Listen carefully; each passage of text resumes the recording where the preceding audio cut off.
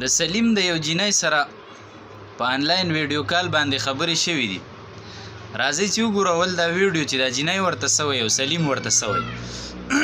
د هغې نه پس په دې خبرې کوو چې آیا په دې طریقه باندې نکاح کېږي که نه کېږي او د دوی نکاح شوې ده که نه ده شوې. تاسو دا ویډیو وګورئ بیا یو څو خبرې کوو.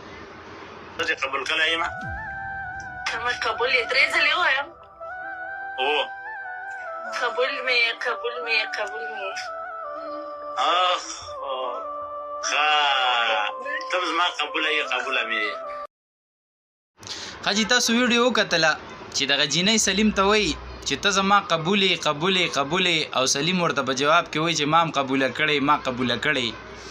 ملګرو دا ویډیو روچته کړله په سوشل میډیا هم ډېره وایرل شوه او ما ته اکثرو ملګرو په واتساپ راولېږله او چا په مسنجر راولېږله چې مولوي صاحب په دې باندې خبره وکړه چې دا آنلاین ویډیو په ذریعه باندې د دوی دا نکاح شوې ده که نه ده شوې. او که نکاح شوې ده نو دا جینۍ خو بیا بل سره نکاح نشي کولی نو چې تر څو ورله سلیم طلاق نه یې ورکړی. نو ګوره جي دا خبره واورئ زموږ د شریعت مسله واورئ زموږ د مذهب د کتاب مسله واورئ چې مسله د نکاح په باره کې د آنلاین ویډیو په باره کې څه ده. ګوره زموږ د فقه معتبر کتاب دا وایي ومن شرائط الایجاب والقبول اتحاد المجلس چې د نکاح د صحیح کېدو دپاره یو شرط دا دی چې مجلس به متحدي عاقدین چاته وایي جینۍ او هلک د کومو چې نکاح کېږي ټیک شوله دا به په یو مجلس کې وي.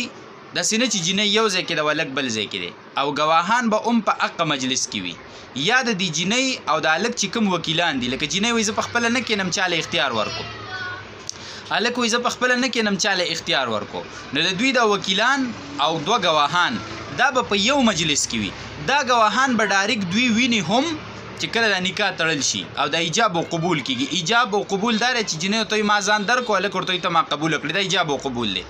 دا به دا ګواهان ډایرکټ ویني هم او اوري به هم ټیک شوله که نه انډایرکټ نه ډایرکټ به ویني هم او اوري به هم او په یو مجلس کې.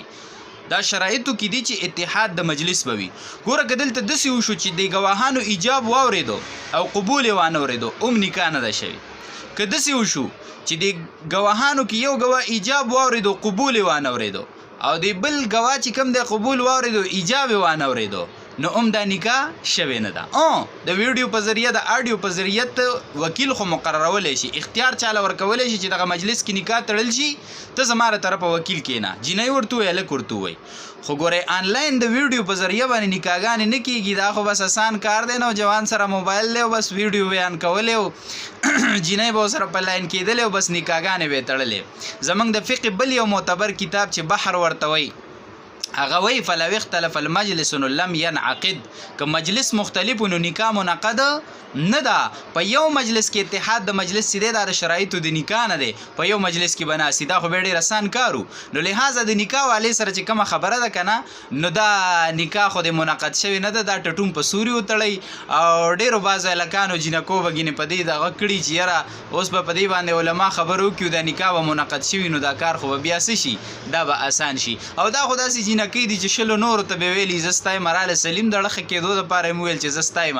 خو دې کې یو ضروري خبره چې زه دا عرض کومه د پاکستان هم چې کوم د سوشل میډیا صحافیان دي او د افغانستان چې کوم جرنالستان دي خاص کر چې سلیم د هغوی په لاس کې دی نن سبا د هغې په خدمت کې دا درخواست کومه چې ګوره دا تاسو ډېر یو ښه کار دا کړی چې سلیم هم روچت کو یو غریب سړی دی د رنګ نه یو بدرنګ کس دی هغه موږ ستاسو دا عمل اپریشیټ کوو او داسې غریبانان روچتول او هغه سپورټ کول دا ډېر یو ښکلی کار دی. خو ګوره د سلیم نه غریب خلک په دې معاشره کې شته دی ډېر غریبانان شته چې د سلیم نه هم پرېوتي خلک دي غریبانان دي لحاظ هغه هم روچت کې هغوی له لاس ورکوي او وکوي ورله نکاح په جایزه طریقه باندې وکوي. خو داسې مه کوئ چې تاسو د ویډیو کال په ذریعه باندې د دوی سره جینکۍ آنلاین کوئ او بیا د دوی ویډیو کوئ او دا سوشل میډیا له ورکوئ نو دا د فحاشۍ او د اوریانۍ او د فساداتو یو نورې دروازې کلا وهل دي او دا ښه نه دي. په دې د الله عذابونه راځي او د الله عذاب ته دعوت ورکول دي.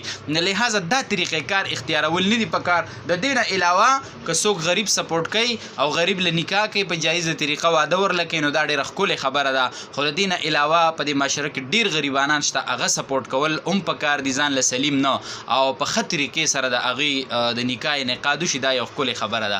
نو دا د دغه سلیم د دغه ویډیو کال متعلق مې تاسو سره یو څو خبرې عرض کړه چې ملګرو ډېر اصرار کوو دا ویډیو په واتساپ باندې او په مسنجر باندې رالېږله چې یاره مولوي صاحب ته په دې خبرې وکړه چې دا نکاح منعقد شوې ده که منعقد شوې نه ده جي دا مسله وه جي ملګرو سره یې شیر کړئ چې هغوی ته ورسي. صحیح شو جي. السلام علیکم ورحمت